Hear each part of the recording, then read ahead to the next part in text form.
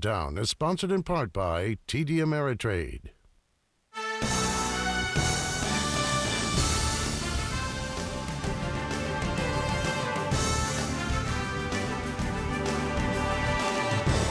Welcome back, Floor of the Exchange. Friday afternoon, record on the Dow. The energy stocks, the brokers, very strong today. And then, of course, all the deal making in digital land combining for yet another bull run. You know what impressed me? We had a near record day for new offerings today, believe it or not. Micron had big offering. A number of other companies had big offerings here today.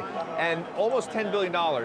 In new paper. In new paper, and yet it didn't slow the market down. Normally, that kind of level of new offerings, other competition for the market would. It didn't make a difference at all today. We didn't hit a new high on the S&P 500, but I didn't think we would be. A historic high I'm talking about. We hit a multi-year high, not a historic high. Doesn't matter. With this momentum, we're going to be there next week for sure. A couple things, and we talked about this yesterday. Obviously, the energy complex performing extraordinarily well. The gas price rise is startling to some.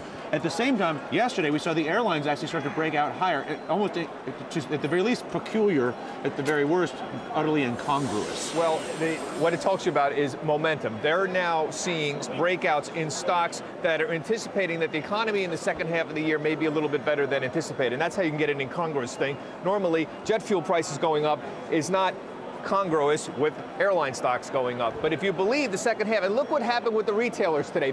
Many of them are saying, we're not going to be great in the second quarter, but we're raising our overall estimates for the second half of the year. And as we look at just the last 30 seconds of the day, the bid comes into this market. They are buying into the weekend, not selling. New intraday highs were now plus 80. This is as high as the Dow Jones has ever been. And 1522, highest we have been since just about March, close to March of 2000, maybe a little bit after that. So it shows you the psychology. Buyers into the close, going into another weekend. The closing bell rings and continues right now with Maria Bartiromo.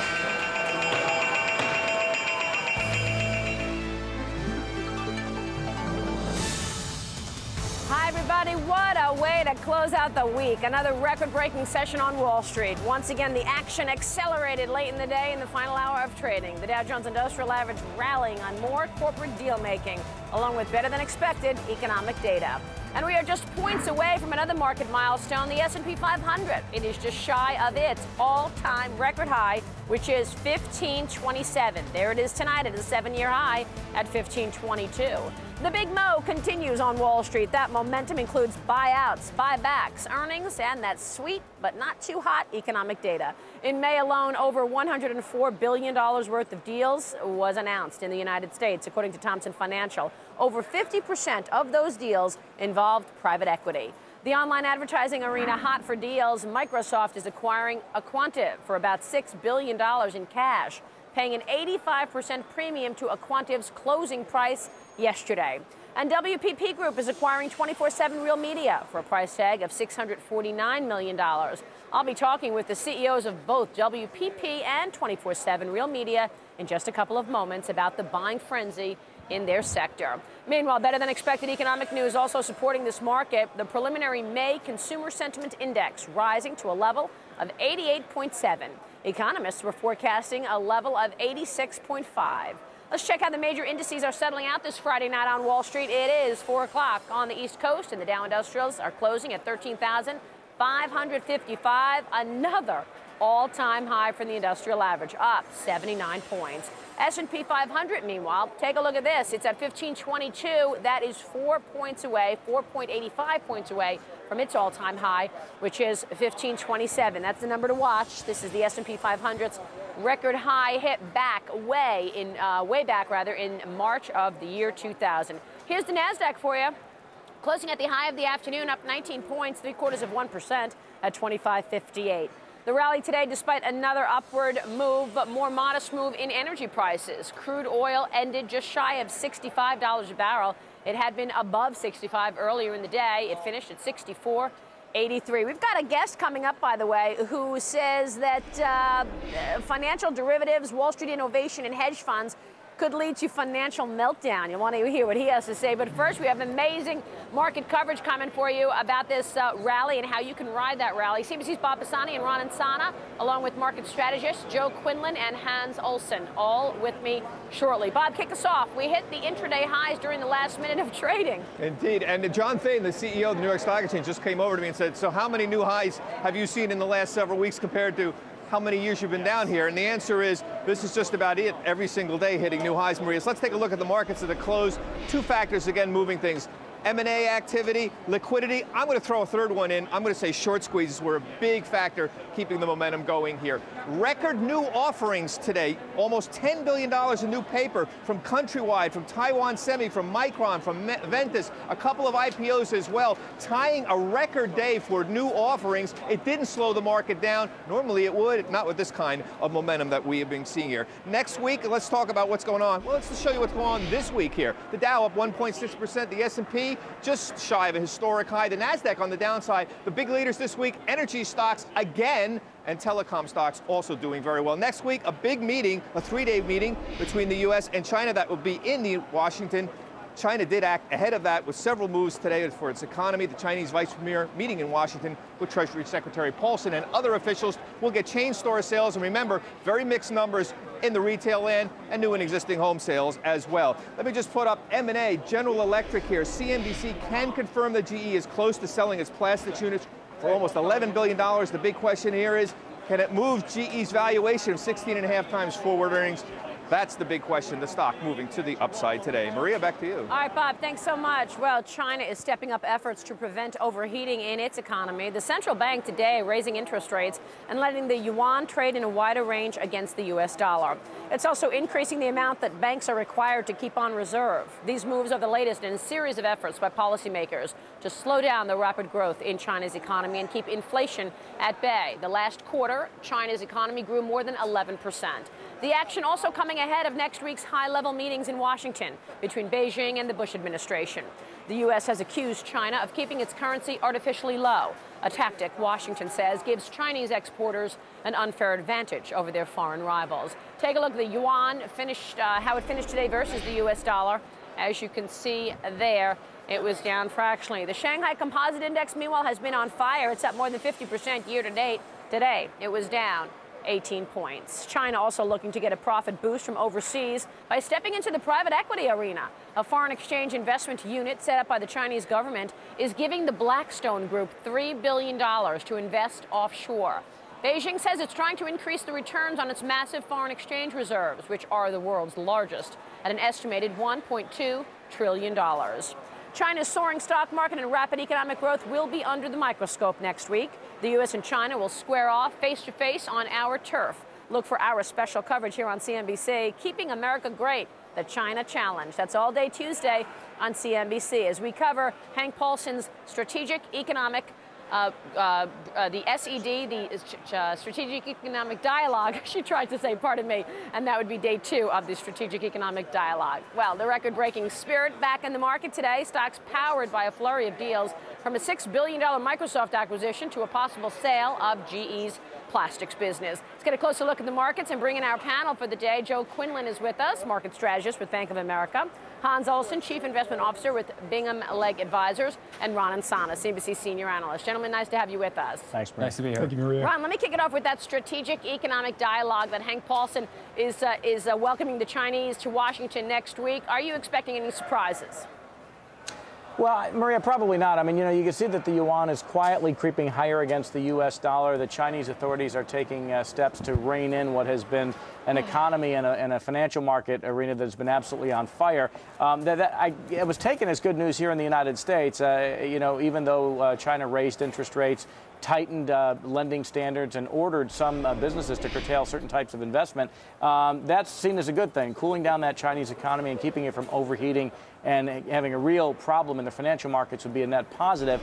I would imagine more gets done behind the scenes between the U.S. and China than in front of the cameras. So I'm sure a lot of this has already been choreographed, and next week will be for public consumption. Joe, let's talk about Wall Street and this momentum. In the last couple of moments of trading today, the market actually hit several intraday highs, finishing up on the session by 80 points on the industrial average, NASDAQ higher by 19 points.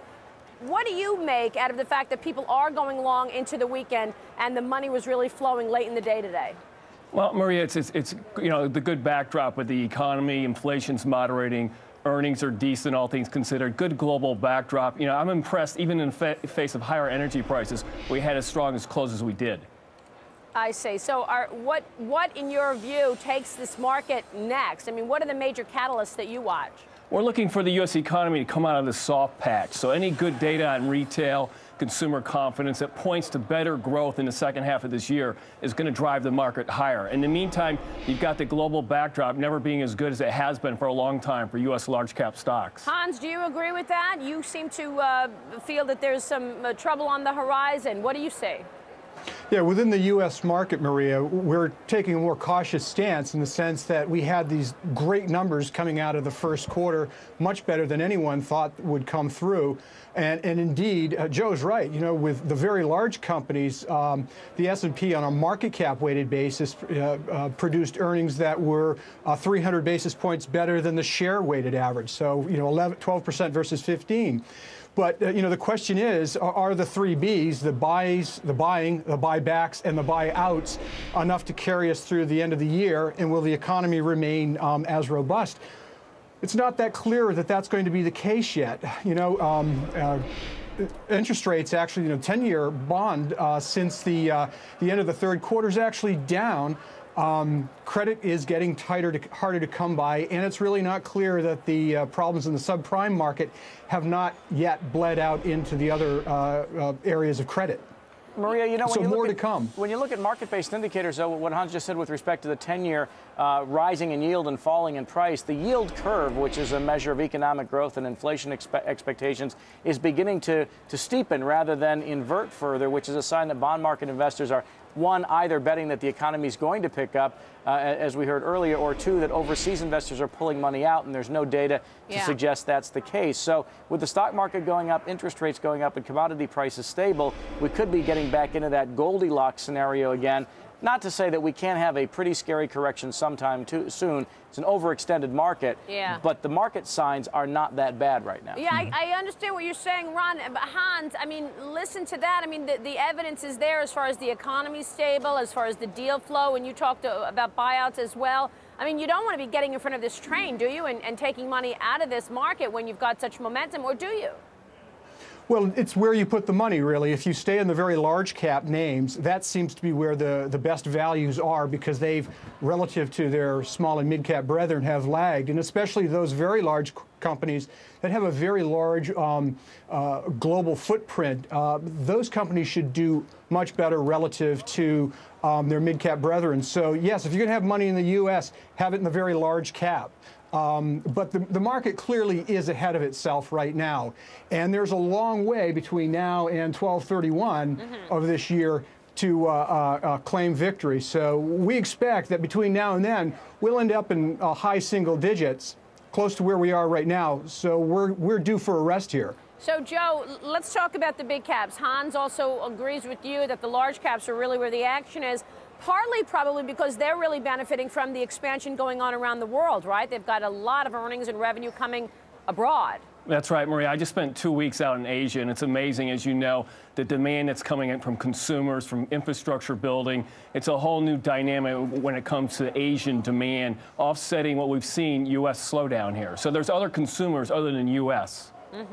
So where specifically then, Joe, do you want to be positioned? Tell me about, are you looking at certain sectors? I mean, is it just blue chips? What? Well, we like energy. We've been overweight energy since December. It wasn't popular in January with that call, but that's working out. My favorite sector, though, is defense. Defense spending in the United States is record high, and there's tremendous defense spending in India, Japan. Of course, the petrostates are spending as well. So that's a growth sector that's really looks very attractive for the really next 12, 24 months. All right, gentlemen, we'll leave it there. Thanks so much for joining us. We appreciate it. Thank you. We'll talk with you soon. Coming up later on the closing bell, an attention-getting warning from Wall Street insider Richard Buchstaber of Front Point Partners. He has spent his career developing derivatives. He admits playing a small part in the 1987 market crash and the collapse of long-term capital. Mr. Buchstaber will join me to explain why he's predicting a dramatic change that every investor should know about. He is my guest coming up. The market wild about web advertising. Meanwhile, 2 major deals in 2 days, including Microsoft's huge acquisition aimed at grabbing share from Google. What are those companies hoping to achieve for shareholders? I'll be talking with the men behind the buyout, Sir Martin Sorrell of WPP Group and David Moore, the head of 24/7 Real Media, my guests, joining me for a First on CNBC interview. Then a struggling division of General Electric, the parent company of CNBC, may be acquired by the Saudis. Could Congress get in the way of the deal? Find out coming up. When you think about the opportunity for the Barclays Capital product set and the BGI product set and that new geography and that new group of clients, it's very, very exciting. Excitement and uncertainty both in the air for Barclays these days, especially over its planned merger with ABN AMRO. President Bob Diamond shares his view for the combined company with me coming up. Details coming up on the closing bell.